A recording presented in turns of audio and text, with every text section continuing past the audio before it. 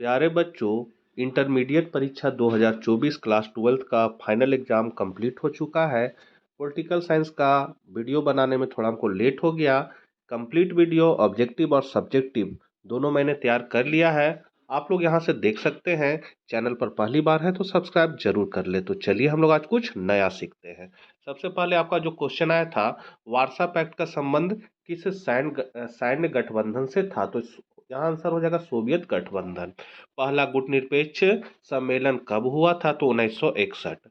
तीसरा है, सोवियत संघ के विभाजन के बाद रूस का प्रथम निर्वाचित राष्ट्रपति कौन था, तो येलत्सिन था। फिर है, विश्व का कौन राष्ट्र अपने बजट का एक बड़ा हिस्सा रक्षा अनुसंधान और विकास में खर्च करता है, अमेरिका। निम्न में कौन आसियान का सदस्य नहीं है, भूटान। यूरोपीय आर्थिक समुदाय की स्थापना कब हुई, तो 1957। भारत में शांति सेना श्रीलंका कब भेजी गई थी, तो 1987 में। संयुक्त राष्ट्र संघ के आर्थिक और सामाजिक परिषद में कितने सदस्य हैं, तो 54। सुरक्षा परिषद में कितने अस्थायी सदस्य हैं, तो 10। संयुक्त राष्ट्र संघ के प्रथम महासचिव कौन थे, तो ट्राई ग्लव ली।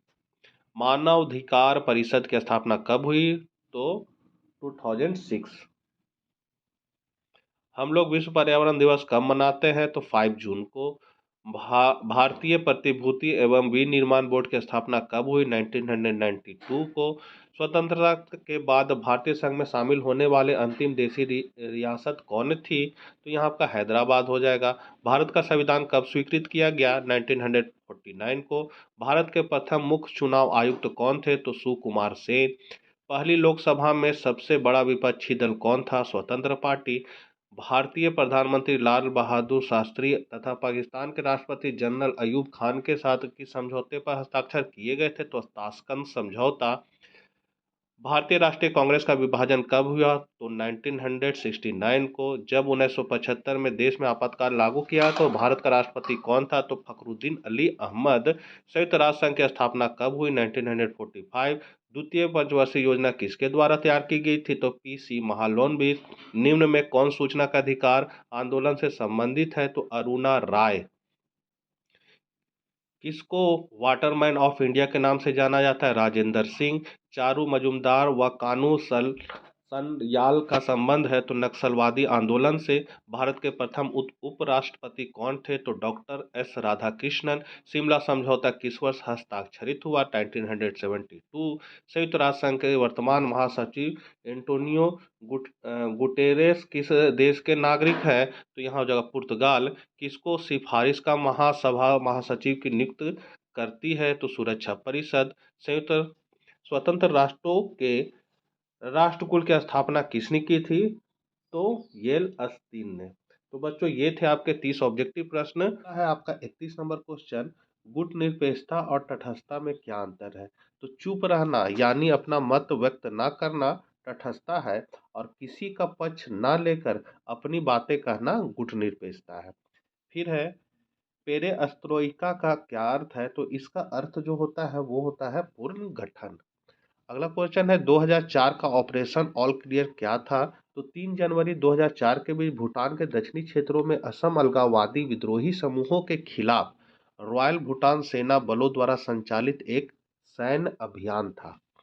34 नंबर क्वेश्चन है, अधिकांश भारतीय रियासत के शासकों ने भारतीय संघ में अपने विलय के लिए एक सहमति पत्र पर हस्ताक्षर किया।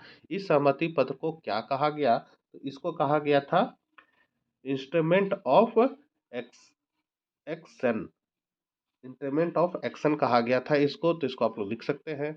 अगला है, भारत में आपातकाल किस प्रधानमंत्री द्वारा लागू किया गया था तथा यह किस वर्ष लागू किया गया। तो आंसर है, भारत में आपातकाल प्रधानमंत्री इंदिरा गांधी द्वारा लागू किया गया था 25 जून 1975 से 21 मार्च 1977 तक का 21 महीने की अवधि में भारत में आपातकाल घोषित किया गया था। फिर तीसरा विश्व किसे कहते हैं, तो तीसरा विश्व में एशिया, अफ्रीका एवं लैटिन अमेरिका के अल्प विकसित देश आते हैं। किस वर्ष और किसके बीच पंजाब समझौता पर हस्ताक्षर हुआ था, तो यहाँ हो जाएगा आपका, भारत के तत्कालीन प्रधानमंत्री श्री राजीव गांधी और शिरोमणि अकाली दल के तत्कालीन अध्यक्ष संत हरचंद सिंह लोकोवाल के बीच दिनांक 24/7/1985 को पंजाब समझौता पर हस्ताक्षर हुआ था। भारत में वैश्वीकरण के दो सकारात्मक प्रभावों को लिखे तो वैश्वीकरण के सकारात्मक प्रभाव में आर्थिक उन्नति और गरीबी में कमी, नौकरियों का सृजन, प्रौद्योगिकी तथा अधिक पहुंच, सांस्कृतिक विविधता और सहविषुणता, नए सामाजिक आंदोलनों का उदय और अनेक पारदर्शिता शामिल है। लघु उत्तरीय प्रश्न आया था 39 नंबर। विदेशी नीति प्राय राष्ट्रीय हितों से प्रभावित होती है, क्या आप इस कथन से सहमत हैं? अपने कथन के समर्थन में दो उपयुक्त तर्क दें। तो इसका आंसर आप लोग इस तरह लिख सकते हैं, हाँ मैं इस कथन से सहमत हूँ कि विदेश नीति प्राय राष्ट्रीय हितों से प्रभावित होती है। राष्ट्रीय हित वे लक्ष्य और उद्देश्य होते हैं जिन्हें प्राप्त करने के लिए कोई देश अपने विदेश नीति का निर्माण करता है। यहाँ दो उपयुक्त तर्क दिए गए हैं जो इस कथन का समर्थन करते हैं। पहला है सुरक्षा, तो प्रत्येक देश अपनी सुरक्षा और राष्ट्रीय हितों को सुरक्षित रखना चाहता है। इस उद्देश्य को प्राप्त करने के लिए देश अन्य देशों के साथ राजनीतिक संबंध बनाते हैं, सैन्य शक्ति का निर्माण करते हैं और अंतर्राष्ट्रीय संगठनों में भाग लेते हैं। उदाहरण के लिए भारत अपनी सुरक्षा के लिए चीन और पाकिस्तान जैसे देशों के बीच संबंधों को संतुलित करने की कोशिश करता है। दूसरा है पॉइंट आर्थिक विकास, तो सभी देश अपनी अर्थव्यवस्था को विकसित करना चाहते हैं। इस लक्ष्य को प्राप्त करने के लिए देश व्यापार समझौतों पर हस्ताक्षर करते हैं, विदेश निवेश को आकर्षित करते हैं और अंतर्राष्ट्रीय बाजारों में अपनी पहुंच बढ़ाने का प्रयास करते हैं। उदाहरण के लिए भारत ने अपनी अर्थव्यवस्था को विकसित करने के लिए मेक इन इंडिया और स्टार्टअप इंडिया जैसी पहलों को शुरू किया है। 40 नंबर है, श्वेत क्रांति क्या है? उस व्यक्ति का नाम बताएं जिसने यह क्रांति शुरू की थी। तो श्वेत क्रांति भारत में दूध उत्पादन में वृद्धि लाने के लिए शुरू किया गया एक राष्ट्रीय कार्यक्रम था। यह कार्यक्रम 1970 में शुरू किया गया था और इसका उद्देश्य भारत को दूध में आत्मनिर्भर बनाना था। डॉक्टर वर्जिल कुरियन को श्वेत क्रांति का जनक माना जाता है। उन्होंने ऑपरेशन फ्लड कार्यक्रम की शुरुआत की। 41 नंबर है, सोवियत प्रणाली क्या थी? तो सोवियत प्रणाली एक राजनीतिक, आर्थिक और सामाजिक व्यवस्था थी जो 1922 से 1991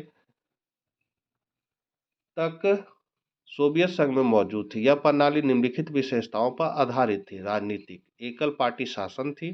सोवियत संघ में कम्युनिस्ट पार्टी एकमात्र राजनीतिक दल थी। दूसरा पॉइंट है केंद्रीय नियंत्रण, तो सोवियत सरकार के पास देश के सभी पहलुओं पर केंद्रीय नियंत्रण था।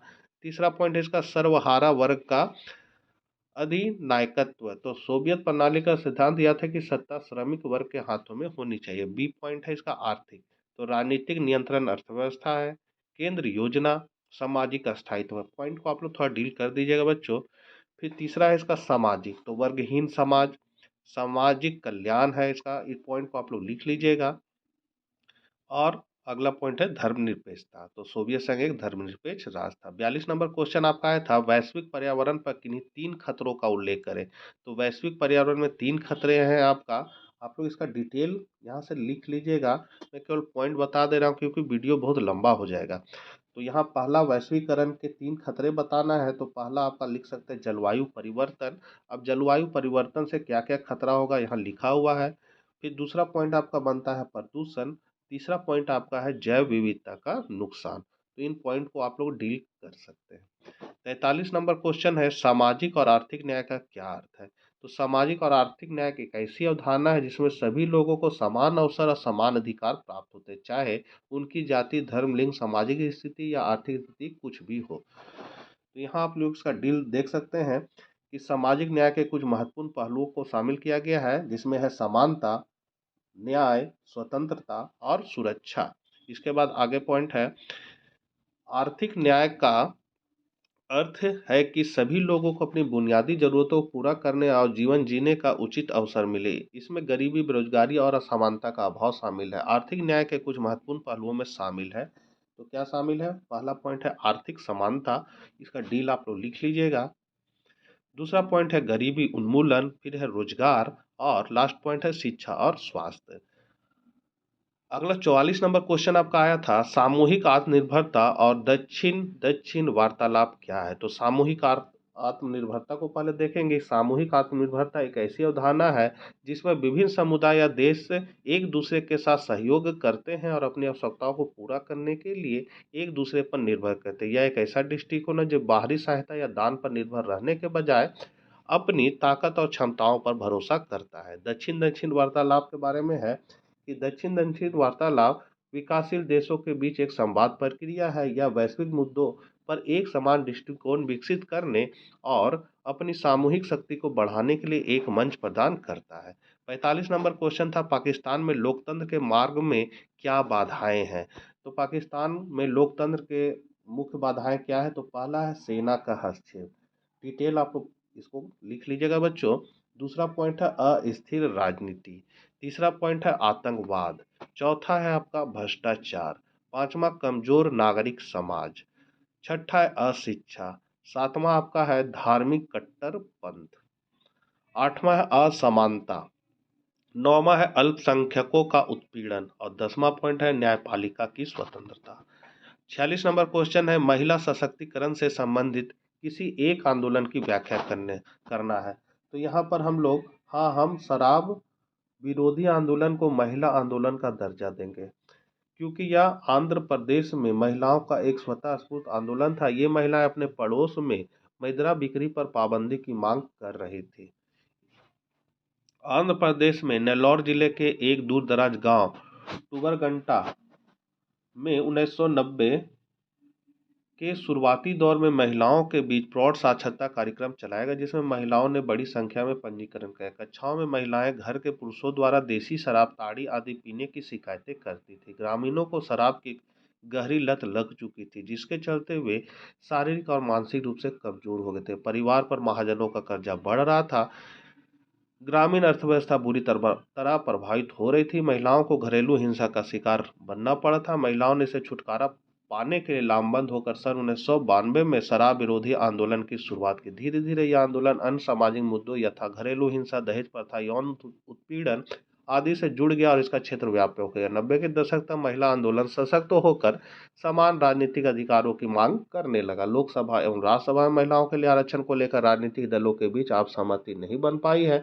आम सहमति बनने के प्रयास जारी है। उपयुक्त तथ्यों के परिपेक्ष में शराब विरोधी आंदोलन को महिला आंदोलन का दर्जा दिया जा सकता है।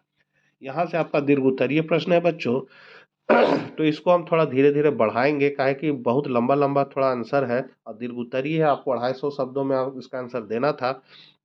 तो 47 नंबर क्वेश्चन है, राज्य पुनर्गठन आयोग का क्या काम है, इसकी मुख्य सिफारिशें क्या है। तो राज्य पुनर्गठन आयोग की स्थापना 29 दिसंबर 1953 को भारत सरकार द्वारा की गई थी। इसका अध्यक्ष न्यायमूर्ति फैजल अली थे। अब आयोग का मुख्य काम आप लोग देख सकते हैं, राज्यों की सीमाओं का पुनर्निर्धारण करना, राज्यों का गठन भाषाई, प्रशासनिक और वित्तीय आधार पर करना था। फिर है राष्ट्रीय एकता और सुरक्षा को ध्यान में रखना था। आयोग ने 30 सितंबर 1955 को अपनी रिपोर्ट प्रस्तुत की थी। फिर है राज्य पुनर्गठन आयोग की प्रमुख सिफारिशें और भी है, ये पॉइंट को आप लोग देख सकते हैं।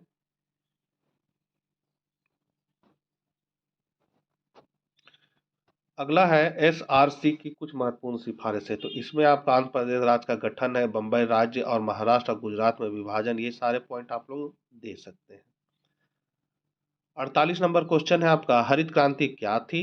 हरित क्रांति के दो सकारात्मक और दो नकारात्मक परिणामों का उल्लेख करें। तो हरित क्रांति 1960 और 1970 के दशक में कृषि में क्रांतिकारी परिवर्तन का दौर था। यह उच्च उपज वाली बीज किस्मों, उर्वरकों, कीटनाशकों और सिंचाई तकनीकों के उपयोग से प्रेरित थी। इस क्रांति का उद्देश्य खाद्यान्न उत्पादन वृद्धि करना और खाद्य सुरक्षा को मजबूत करना था।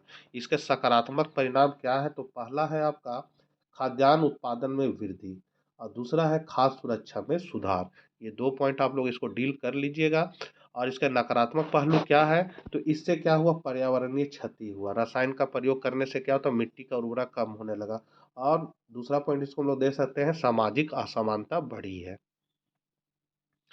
39 नंबर है, गठबंधन का युग 1977 में केंद्रीय सत्ता पर शुरू हुआ और अब तक जारी है, विवेचना करें। तो इसको आप लोग डील देख लीजिए बच्चों, मैंने तैयार कर दिया है। ये आप मेरे साइट पर जाकर भी आप देख सकते हैं। साइट पर आप पीडीएफ फॉर्म में साइट को आपको ढूंढना है, DRGP82 क्रोम ब्राउजर में जाकर लिखिएगा और वहाँ पर जैक एग्जामिनेशन सॉल्यूशन को ढूंढिएगा और उसी में आपको ये मिल जाएगा। यहाँ पर गठबंधन राजनीति के कुछ प्रमुख कारण दिया गया है कि क्षेत्रीय दलों का उदय, सामाजिक गठबंधन, राजनीतिक दलों की विचारधारा में बदलाव। गठबंधन राजनीति के कुछ लाभ हैं। क्या क्या लाभ हैं? तो पहला है कि यह विभिन्न क्षेत्रों और समुदायों का प्रतिनिधित्व करता है। फिर ये पॉइंट आप सारा लिख दीजिएगा। फिर गठबंधन राजनीति के कुछ नुकसान भी हैं। क्या क्या नुकसान है?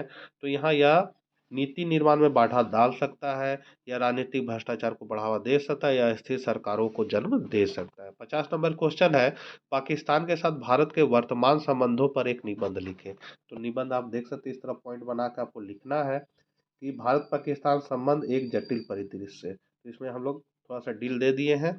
उसके बाद वर्तमान परिस्थिति क्या है? तो राजनीतिक स्तर पर इसका थोड़ा डील दे देना है आपको, सैन्य स्तर पर, आर्थिक स्तर पर, सामाजिक स्तर पर। सकारात्मक पहलू क्या क्या है? तो सांस्कृतिक स्तर पर जनता का रुझान, क्षेत्रीय हित, भविष्य की संभावनाएं क्या है? तो तनावपूर्ण स्थिति है, संवाद और सहयोग, और तीसरे पक्ष की भूमिका है, मतलब दूसरा देश भी इसमें मध्यस्थता करता है।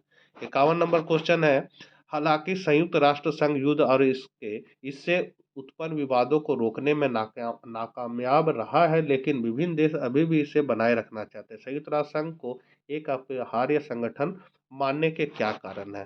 तो इसमें आप ये सब लिख सकते हैं कि यह कथन सही कि संयुक्त राष्ट्र संघ विश्व के अनेक भागों में राष्ट्रों के बीच संघर्षों, झगड़ों और युद्धों को पूरी तरह नहीं रोक सका है। सारा डिटेल आप लोग दे दीजिएगा तो अच्छा है, और दिए ही होंगे। तो संयुक्त राष्ट्र संघ को बनाए रखना अति महत्वपूर्ण है, क्योंकि तो यहाँ आप पॉइंट में इसको बना के देख सकते हैं। इसको आप लोग लिख लीजिएगा। वीडियो बहुत लंबा हो जाएगा, इसलिए हम ज़्यादा मतलब इसको पढ़ नहीं सकते हैं। पढ़ेंगे तो फिर आप ही बोर होने लगेगा और आपको नींद आने लगेगा। तो इसको आप लोग देख लीजिए। वीडियो को थोड़ा रोक रोक के आप इसको देख सकते हैं। 52 नंबर क्वेश्चन है, सोवियत संघ के विघटन के मुख्य कारण क्या थे, इसके क्या प्रभाव पड़े? तो देखिए, इसमें कोई मैथ नहीं है कि इसको समझा दे, या फिगर नहीं है, इसीलिए ये लिखा हुआ है। इसको आप लोग पढ़ भी सकते हैं, याद भी कर सकते हैं। तो यहाँ पॉइंट बना हुआ है, गोर्बाचेव में सुधार है, कम्युनिस्ट पार्टी का कमजोर होना, सॉरी, कम्युनिस्ट पार्टी का कमजोर होना है, राष्ट्रवाद का उदय है। आर्थिक कारण में आपको ये पॉइंट दे देना था, केंद्रीय योजना का विफल होना, अफगानिस्तान युद्ध। सामाजिक कारण में जनता का असंतोष, सांस्कृतिक विभाजन। सोवियत संघ के विघटन के प्रभाव क्या है? तो राजनीतिक प्रभाव में है, शीत युद्ध का अंत हुआ, पूर्वी यूरोप में बदलाव और रूस का उदय। आर्थिक प्रभाव में आपका है, पूर्व सोवियत गणराज्यों में आर्थिक संकट, रूस में आर्थिक सुधार। सामाजिक प्रभाव में जनसंख्या विस्थापन, सामाजिक अशांति, और उसमें फिर निष्कर्ष देना है। तो ये थे आपके कंप्लीट सब्जेक्टिव प्रश्नों के उत्तर। आशा करते हैं वीडियो आपके लिए उपयोगी साबित होगा। मिलते हैं नेक्स्ट वीडियो के साथ। जय हिंद, जय भारत।